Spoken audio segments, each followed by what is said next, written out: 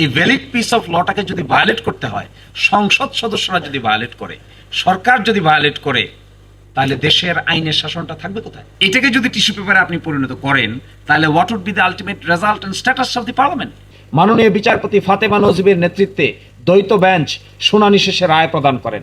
রায়ে আদালত বলেন, জনগণের সার্বভৌম ক্ষমতা ও অভিপ্রায়ই অন্তর্বর্তীকালীন সরকারের বৈধতার মূল উৎস। পরবর্তীতে এই রায়ের বিরুদ্ধে লিভ টু আপিল নম্বর 781/2025 দায়ের করা হয়। 4 ডিসেম্বর 2025 তারিখে মাননীয় প্রধান বিচারপতির নেতৃত্বে আমাদের আপিল বিভাগ উভয় পক্ষে শুনানি অন্তে লিভ টু আপিল খারিজ করে দেন।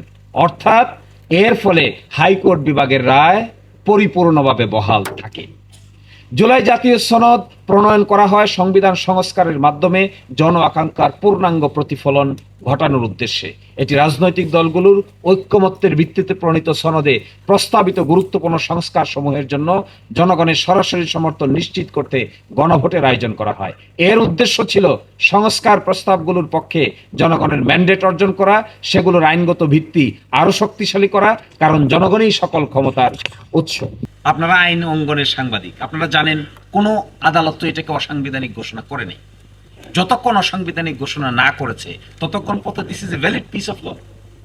এই ভ্যালিড পিস অফ লটাকে যদি ভায়োলেট করতে হয়, সংসদ সদস্যরা যদি ভায়োলেট করে, সরকার যদি ভায়োলেট করে, তাহলে দেশের আইনের শাসনটা থাকবে কোথায়? এটাই মূল প্রশ্ন। আমরা বলছি গণভোটে অংশগ্রহণ করেছি এইটার ভিত্তিতে। এরপরে হা হলে কি হবে এখানে বলা আছে। এইটা না মেনে আরেকটা অল্টারনেটিভ প্রস্তাব দেওয়ার মানে কি?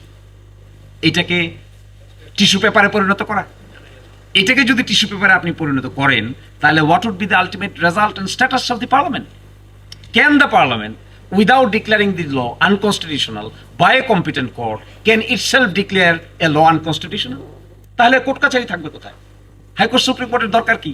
তাহলে তো পার্লামেন্টের মেজরিটির জুড়ে সবকিছু অসাংবিধানিক বলে দেওয়া যাবে।